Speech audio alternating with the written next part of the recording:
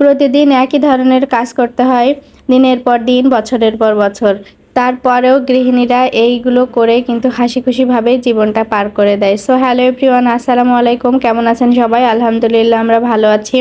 প্রতিদিন যেরকম করে জীবন যায় আর আজকেও তার ব্যতিক্রম না।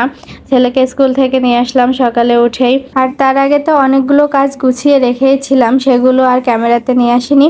তো ছেলেকে স্কুল থেকে নিয়ে আসছি, তাদেরকে নাস্তা দিয়েছি, ওদের টেক কেয়ার করে তারপরে কিন্তু রান্না করতে আসছি। প্রথমে কিন্তু ডালটা সিদ্ধ বসিয়ে আমি সজিনা দিয়ে ডাল দিয়ে রান্না করার জন্য চাপিয়ে দিয়েছি একটা চুলাতে। আর এই চুলাতে আমি মাছগুলো ভেজে নিয়েছিলাম। আজকে বেগুন দিয়ে ইলিশ মাছ রান্না করব, অনেকদিন খাওয়া হয় না।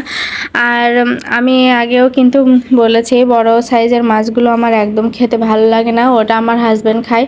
প্রতিদিন কিন্তু আমি অনেক অনেক মাছ রান্না করি, বাট আমি একদিনও খেতে পারি না। ওই মাছগুলো আমার বড় মাছ খেতে ইচ্ছা করে না, মানে বড় সাইজের আর কি। ছোট সাইজের মাছগুলো আবার খায়। আর ইলিশ মাছ বা চিংড়ি মাছ এগুলাও খায়, কিন্তু বড় মাছ খেতে ভালো লাগে না। তো ইলিশ মাছটা রান্না করছিলাম আমার উদ্দেশ্যেই, মানে অনেক দিন মাছ খাওয়া হয় না। মাছ না খেলে তো সমস্যা হয় মাঝে মধ্যে। মাছ তো খাওয়া উচিত, বাট আমার একদমই খাওয়াই হয় না। তো আজকে নিজের কথা চিন্তা করে মাছটা রান্না করছি। আর ইলিশ মাছ দিয়ে বেগুন তো সবারই পছন্দ, আমাদের বাসার সবারই পছন্দ। আমার হাজব্যান্ড তো বেগুন লাভার, তার বেগুন অনেক বেশি পছন্দ। তো বেগুন হলে ওর আর কিছুই লাগে না, তবে ইলিশ মাছটা খুব বেশি পছন্দ করে না সে। তো আমি এদিকে আবার ডালটা বাগার করে নিচ্ছিলাম। আর সজিনা দিয়ে ডাল তো খুবই ভালো লাগে।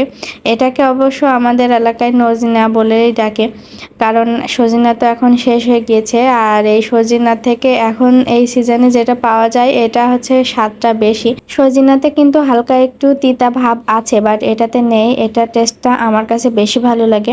তবে কিছুদিন পাওয়া যাচ্ছিল, তো এই কারণে আবার রান্না করছি, মিস করি নাই। আবার বাড়ি থেকেও আমাকে দিয়েছিল। এটা খেতে ভালোই লাগে। এদিকে যে আমার বেগুন রান্নাটা প্রায় হয়ে গিয়েছে, মাছটা দিয়ে দিয়ে একটু জাল করে নিলে হয়ে যাবে। আর বেশি ঝোল রাখি না তরকারিতে, কারণ অত বেশি খাওয়ার লোকও নাই, এভাবে আর কি রান্না করি।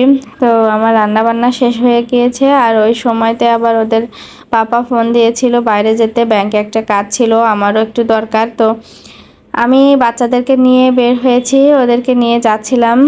ওদের পাপা ছিল ওখানে, এই যে আমি চলে আসছি। ওদের পাপাও মাকে নিয়ে আবার কাজগুলো করে নিল। আর এখানে এসে কিন্তু অনেকটা লেট হয়ে গিয়েছিল, কারণ আমি দুপুরের দিকে বের হয়েছিলাম। খাবারও খাওয়া হয়নি কেউ, বাচ্চাদেরকে নিয়ে বের হয়ে গিয়েছিলাম। বাচ্চারাও এখানে খেলছিল, বেশ ভালোই মজা পেয়েছে দেরি হইলেও।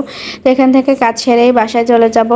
তবে আজকের ভিডিওটি এই পর্যন্তই ছিল। সবাই ভালো থাকবেন, আমাদের জন্য দোয়া রাখবেন। আল্লাহ হাফেজ।